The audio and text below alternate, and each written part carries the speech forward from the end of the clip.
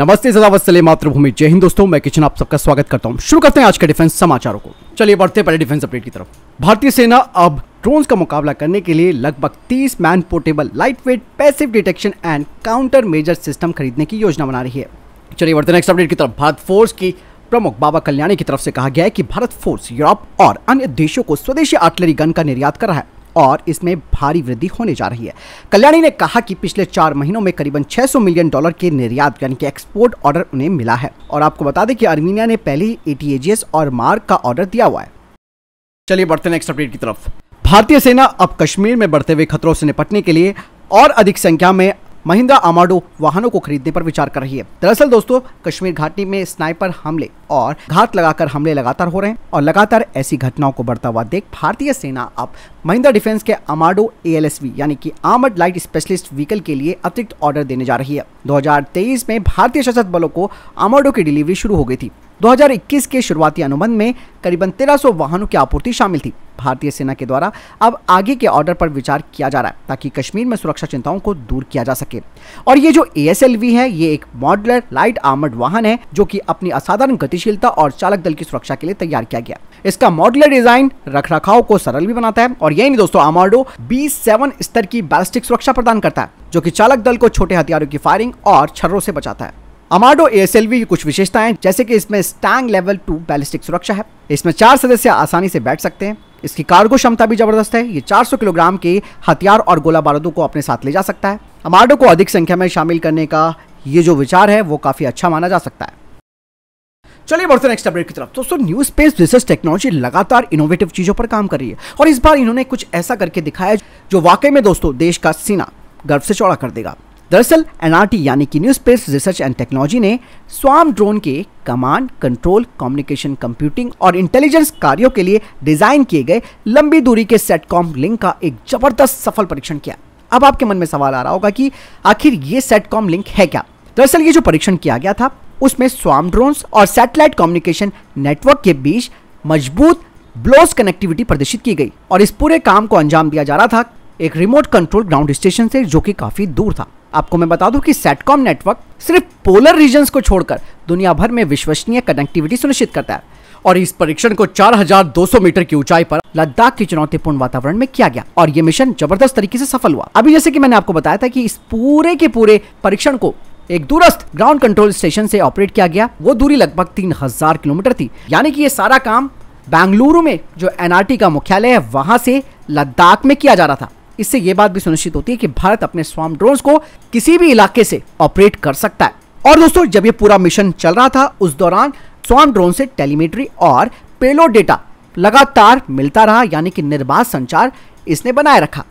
और ये सफल प्रदर्शन दोस्तों पूरे भारत में स्वार्म ड्रोन्स के दूरस्थ बायलॉस ऑपरेशन का मार्ग प्रशस्त भी करता है, यानी कि यह किसी भी तरीके के विवादित वातावरण में मिशन की फ्लेक्सिबिलिटी बढ़ाता है और एक विश्वसनीय और सुरक्षित संचार बनाए रखता है।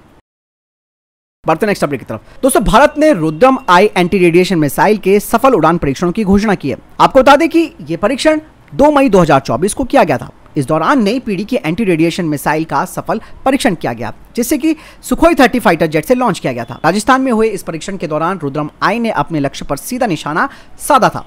हालांकि अपने लक्ष्य से केवल 5 मीटर की दूरी से चूक गई, लेकिन दोस्तों इस उपलब्धि ने मिसाइल के पूरे मिशन प्रोफाइल और दुश्मनों के लक्ष्यों को सटीक निशाना बनाकर बेअसर करने की क्षमता को प्रमाणित भी किया।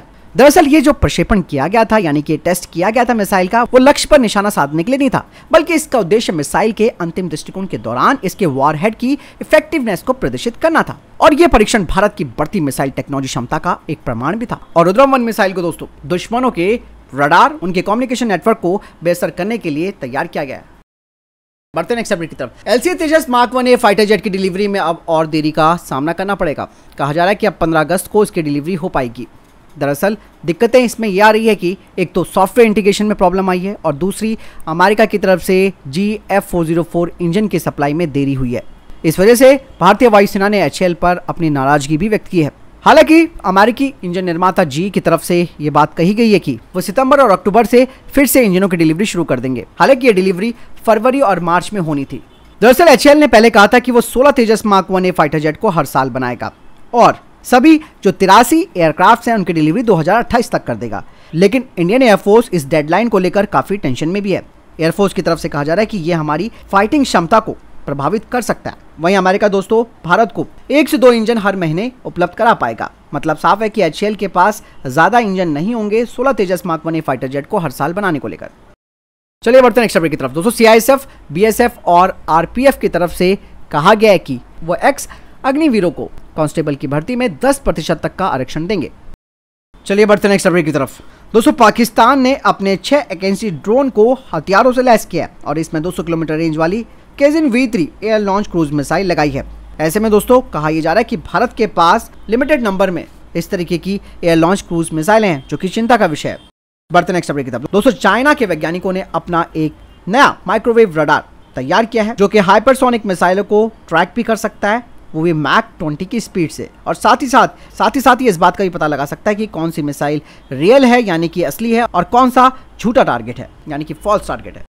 बढ़ते नेक्स्ट अपडेट की तरफ। दोस्तों पाकिस्तान की यात्रा पर गए अजरबैजान के राष्ट्रपति ने कहा कि अजरबैजान हमेशा पाकिस्तान का सपोर्ट करेगा कश्मीर मुद्दे पर। अजरबैजान के राष्ट्रपति ने कहा कि दशकों से कश्मीरियों के अधिकारों की अनदेखी की गई है और हम इस मामले में पाकिस्तान का सपोर्ट करते हैं। ऐसे में दोस्तों भारत को भी हालांकि जवाब देना नहीं चाहिए, लेकिन इतना हमें करना जरूर चाहिए कि आर्मीनिया के लिए, जो कि अजरबैजान का दुश्मन है, उसे ब्रह्मोस, परले 100 इसके अलावा ALS-50 आत्मघाती ड्रोन जो है वो बेचने चाहिए, ताकि इससे भी पता चल सके कि किसी देश के इंटरनल मामले में पड़ना कितना भारी होता है।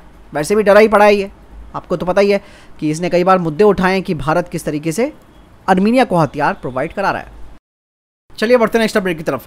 HAL की तरफ से कहा जा रहा है कि देश में विकसित लाइट कॉम्बैट हेलीकॉप्टर प्रचंड के लिए अब बड़े ऑर्डर मिलने वाले हैं। भारतीय सेना और भारतीय वायुसेना से और बड़े ऑर्डर मिल सकते हैं। आपको बता दें कि भारतीय सेना और वायुसेना के द्वारा संयुक्त रूप से 156 LCH प्रचंड हेलीकॉप्टरों के ऑर्डर को अंतिम रूप दिए जाने के साथ ही HAL को अब ये लग रहा है कि उन्हें अंतर्राष्ट्रीय स्तर पर भी ऑर्डर मिल सकते हैं। साथ ही उनकी तरफ से कहा गया कि एक बार घरेलू ऑर्डर अगर पूरे हो जाते हैं तो हम अंतर्राष्ट्रीय ग्राहकों के लिए हेलीकॉप्टर की क्षमताओं को सक्रिय रूप से बढ़ाएंगे। दरअसल LCH प्रचंड को खास तौर पर हिमालय जैसे उच्च ऊंचाई वाले क्षेत्रों में ऑपरेट करने के लिए तैयार किया गया है। और दोस्तों आपको एक चीज और बता दूं कि LCH प्रचंड को फेयर्स के नाम से भी जाना जाता है और ये एक multi role light attack helicopter है। बढ़ते नेक्स्ट अपडेट की तरफ। दोस्तों जम्मू कश्मीर के कठुआ जिले में जो एक दर्दनाक घटना घटी थी जिसमें हमारे 5 सैनिकों का बलिदान हो गया था, इसको लेकर एक अपडेट ये आई है कि इन आतंकियों की तरफ से जो भारी गोलाबारी हो रही थी उसके बाद भी 22 गढ़वाल राइफल रेजिमेंट ने खुद को बचाने और आगे के हताहतों को रोकने के लिए 5000 से अधिक राउंड्स फायर किए थे। और ये घटना दोस्तों क्षेत्र में चल रही सुरक्षा चुनौतियों और भारतीय सैनिकों की बहादुरी को भी उजागर करती है, जो कि इनका डटकर मुकाबला करते हैं। तो फिलहाल ये तभी तक के टॉप डिफेंस अपडेट। वीडियो के सामने कोई प्रश्न जवाब है, आपको कोई सवाल है कमेंट सेक्शन में लिखकर जरूर पूछ सकते हैं। वीडियो को लाइक और शेयर जरूर कीजिएगा। जय हिंद, वंदे मातरम।